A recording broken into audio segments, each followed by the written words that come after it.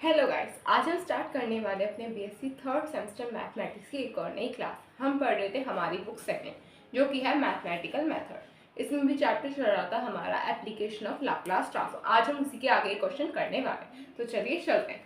सबसे पहले आज हमारा क्वेश्चन होने वाली है एक्स डबल डैश का मतलब है यहाँ पे दो बार डिफ्रेंशिएट करना, यानी कि आप अभी तक जो आप लोग पढ़ते हैं डी स्क्वायर एक्स पढ़ते थे या फिर डी स्क्वायर वाई या डी स्क्वायर टी पढ़ते थे, यहाँ पे एक्स डबल डैश का मतलब डी स्क्वायर या एक डैश का मतलब एक बार डिफरेंशिएट हो, ठीक है। यानी कि differentiate two time with respect to T. Then K square यहाँ पे आपको कांस्टेंट दिया हुआ है। ये क्या है मतलब कि यहाँ पे आप लेट करते थे कुछ भी एक्स डैश यानी कि वाई डैश जीरो को लेट करते हैं, यहाँ पे आपको लेट करने की जरूरत नहीं है। यहाँ पे आपको इसी की वैल्यू फाइंड करनी होगी, मतलब फाइंड नहीं करनी होगी, यहाँ पे आपको जनरल सॉल्यूशन निकालना है इस क्वेश्चन में, ठीक है। जनरल सॉल्यूशन फाइंड जो करना है, यहाँ पे आपको कुछ भी लेट करने की जरूरत नहीं है अलग से। यहाँ पे आपको के स्क्वायर एक्स टी यानी कि यहाँ पे डिफरेंशिएट किया गया, एक डिफरेंशिएशन है with T is equal to function of T X, यानी कि जब हमारे एक्स की वैल्यू जीरो होगी तब हमारा क्या होगा, जब हमारे एक्स की वैल्यू टी की वैल्यू जीरो होगी तब हमारे एक्स क्या होगा, ए होगा।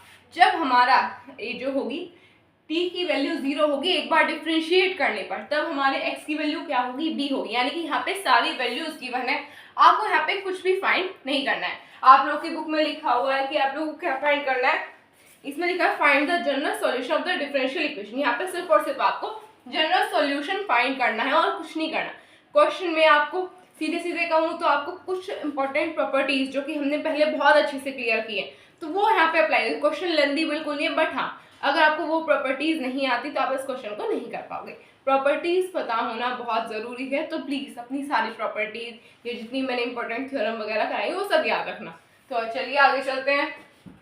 फर्स्टली अब यहाँ पे क्या होगा, x double dash t plus k square x t is equal to function of t. यानी कि अब अभी हमें यहाँ पे एक्स वाई जो भी हम लेते थे वाई की मल्टीप्लाई करते थे, ऐसा कुछ करने की जरूरत नहीं, यहाँ पे ये ऑलरेडी उस फॉर्म में प्रेजेंट है। यहाँ पे हमें क्या करना होगा, यहाँ पे हमें डायरेक्टली लेना होगा Laplace transform, taking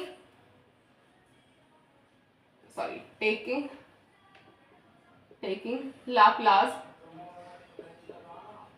on both side यहाँ पे लाप्लास देंगे, क्या आ जाएगा, लाप्लास ट्रांसफॉर्म किसका, एक्स डबल डैश टी का, यहाँ पे हो जाएगा एक्स डबल डैश टी फिर प्लस के स्क्वायर क्या है, यहाँ पे कांस्टेंट है तो बाहर आ जाएगा, लाप्लास ट्रांसफॉर्म किसका, एक्स टी का हमारे। देन यहाँ पे अच्छे से नोट कर लेते हैं इसको, X T then Laplace transform किसका, फंक्शन ऑफ टी का। अगर आप लोग को याद है तो मैंने आप लोग को बताया था कि जब हम लाप्लास ट्रांसफॉर्म निकालते हैं फंक्शन ऑफ टी का तो हमें क्या मिलता है, फंक्शन ऑफ पी मिलता है। आप लोग को याद होगा 1/टी² प्लस ए स्क्वायर, यानी कि अगर इस तरह का कुछ होता है तो वो किस फॉर्म में आएगा, वो आएगा हमारे पी की फॉर्म में। अगर पी की फॉर्म में तो वो किस में मिलेगा, हमें टी में मिलेगा। तो यहाँ पे भैया अगर मैं लाप्लास ट्रांसफॉर्म निकालूं फंक्शन ऑफ टी का तो ये किस फॉर्म में मिलेगा, मुझे ये मिलेगा मुझे पी की फॉर्म, यानी फंक्शन ऑफ पी की फॉर्म में ये मिलेगा। अभी हम लोगों ने पढ़ाई, मैंने आपको कहा था यहाँ पे जो एक्स डबल डैश का मतलब क्या है, यहाँ पे दो बार डिफरेंशिएट करने से, तो मैं यहाँ पे लिख सकती हूँ Laplace transform D square T. D square का मतलब क्या है, डिफरेंशिएट दो बार। तो आपको मैंने इसके फॉर्मूले ऑलरेडी बता दिए, अगर लाप्लास ट्रांसफॉर्म निकालो इस तरह की फॉर्म का तो इसका फॉर्मूला फर्स्ट डे पे मैंने आपको बताया था, वही सेम चीज यहाँ पे अप्लाई होनी है, कुछ चेंज नहीं होना।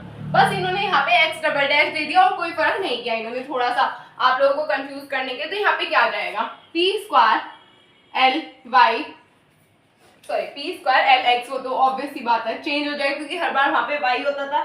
Then minus P X zero minus X dash zero, ये आ गया है हमारे पास, ठीक है, ये टर्म आ गई, प्लस के स्क्वायर। अब अगर आप लोगों को पता है अगर हम डिफरेंशिएट करेंगे तो यहाँ पे हमें क्या मिल जाएगी, हमें टर्म डिफरेंशिएट लाप्लास ट्रांसफॉर्म निकालेंगे हमारी टर्म का एक्स लाप्लास ट्रांसफॉर्म निकालेंगे तो क्या मिल जाएगा, यहाँ पे हमें ये मिल जाएगा, हमें सॉरी लाप्लास ट्रांसफॉर्म एक्स ये मिल जाएगा हमें is equals to function of P. ये आ चुका है अब हमारे पास। अब यहाँ पे क्या होगा, अब हमारे पास किस किस टर्म की हमारे पास वैल्यू, फंक्शन यानी कि एक्स जीरो की जब हमारा टी की वैल्यू जीरो होगी तब हमारा एक्स क्या होगा, ए होगा, यानी कि यहाँ पे ए से रिप्लेस हो जाएगा।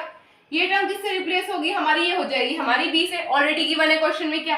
अब यहाँ पे लिख देते हैं, यहाँ पे आ जाएगा हमारा x 0 is equal to a, put x0 is equal to a and x dash 0 is equal to b। यहाँ पे अब हमें पुट करना है, क्या आ जाएगा, p square l Laplace transform x, यहाँ पे आ जाएगा minus a p minus b plus k square L x. अब लाप्लास ट्रांसफॉर्म x की हमारे पास कोई वैल्यू नहीं है, बट यहाँ पे अगर हम देखें, यहाँ पे जो है लाप्लास ट्रांसफॉर्म x है, यहाँ पे भी वही चीज, तो क्या हम इसे कॉमन ले सकते हैं, ले सकते हैं। कॉमन लेंगे तो यहाँ पे क्या आ जाएगा, आप लिख लेंगे लाप्लास ट्रांसफॉर्म x कॉमन ले लिए, यहाँ पे आ गया p square plus k square, यहाँ पे कॉमन आ सकता है, अच्छे से लिख देते हैं, sorry Laplace transform of x क्या आ गया हमारे पास, p square plus k square, ये आ गया हमारे पास, ये आ गया, ये इसके इक्वल होगा हमारे, ये होगा हमारे फंक्शन ऑफ p के इक्वल। अब ये जो हमारी टर्म है ap माइनस एपी और माइनस का b, क्या ये दूसरी तरफ जा सकती है, चली जाएंगे अभी दूसरी तरफ,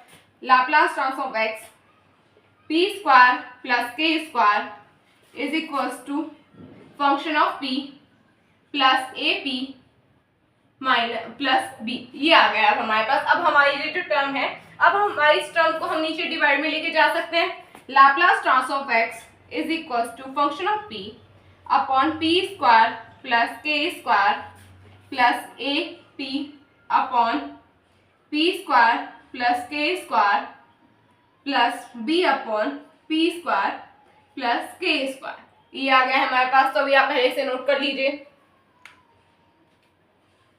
डन डन।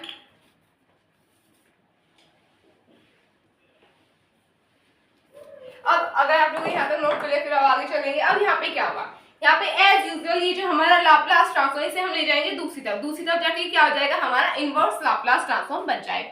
यहाँ पे लिखेंगे x is equal to inverse Laplace transform of function of p, आप इसे इस तरह से लिखो, ये हमारा फंक्शन ऑफ p आया ना, इसे आप 1 by p square plus k square function of p, इस तरह से आप इसे लिखो, देन प्लस a बाहर आ जाएगा, क्योंकि a क्या है हमारा कांस्टेंट है, inverse Laplace transform a by यानी p by p square plus k square, then plus b inverse Laplace transform of 1 by p square plus k square, ये आ जाएगा हमारे पास, ठीक है।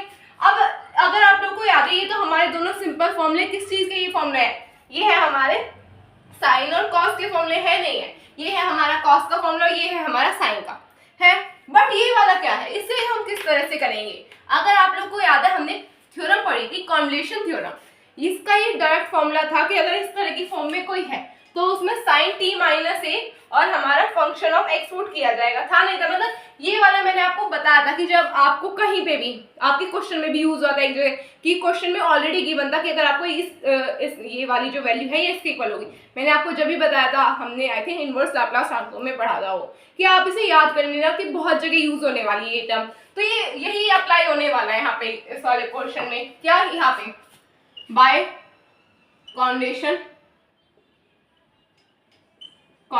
Theorem.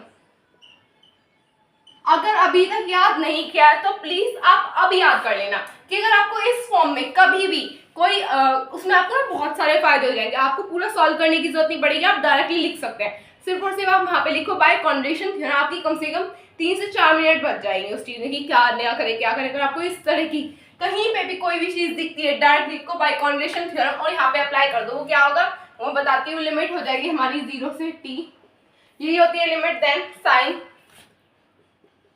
t minus a sorry sine k t minus x and function of x, ये आपका direct है, इसमें आपके चेंजेस होंगे आपके क्वेश्चन के अकॉर्डिंग, यानी कि जो ये हमारा k है यहाँ पे ये आ जाएगा हमारा डिवाइड में। अब देखो अगर आपका यहाँ पे k की जगह कोई टर्म होती, a होता b होता, तो जहाँ पे भी आपका k है वहाँ पे चेंजेस हो जाते, या फिर इसी में ही चेंजेस होंगे और कहीं पे कोई भी चेंज नहीं होगा, ये फिक्स है, ये वाली चीज आपकी कॉन्वोल्यूशन थ्योरम में फिक्स है, किसके लिए हमारी इस वाली फॉर्म के इनवर्स लाप्लास ट्रांसफॉर्म किसका 1 by p square plus k square dot function of p, ये वैसे मैं ऑलरेडी करा चुकी हूँ जब हमने कॉन्वोल्यूशन थ्योरम की थी, बट मैंने जब भी कहा था ये वाला जो फॉर्म है इसे आप याद ही कर लो अच्छे कि ये बहुत जगह काम होगी, तो प्लीज इसे याद कर लो, ठीक है।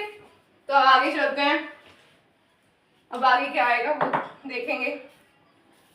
अब फाइनल आंसर होगा, अब हमारा फाइनल आंसर आने वाला है 1/k यहाँ पे हो जाएगा 0 से t sine k t minus X dot function of x। ये आ गया। अब हमारे पास क्या है, हमें इनवर्स लाप्लास ट्रांसफॉर्म निकालना है किसका, b by p square plus k square का। इसमें क्या आ जाएगा, ये हो जाएगा हमारा dx, देन ये हो गया हमारा प्लस a। अब देखो, अगर आप लोग को याद है कि हमने इस तरह के क्वेश्चन में क्या पढ़ा था, इस तरह का कोई फॉर्म हो तो किसके इक्वल होगी, cos k t के इक्वल होगी। देन अब ये बात करते हैं हमारे इस वाली की, जब इनवर्स लाप्लास ट्रांसफॉर्म निकालो और इस फॉर्म में कुछ हो तो वो किसके इक्वल होगा, वो होगा हमारे b by k sine k t के। होगा नहीं होगा, यही होगा। तो आप इसे नोट कर लीजिए। वैसे ही आपका फाइनल आंसर है आपके इस क्वेश्चन का। ये क्वेश्चन इतना ही होना है, क्वेश्चन लेंथी नहीं है, बट मेन काम यहाँ पे किस चीज का है, मेन काम आ जाता है आपको कॉन्ड्रेशन थ्योरम। अगर आपको कॉन्ड्रेशन थ्योरम नहीं आती आप इस क्वेश्चन को नहीं कर पाएंगे। तो प्लीज अपनी थ्योरम्स को क्लियर रखिए। डन।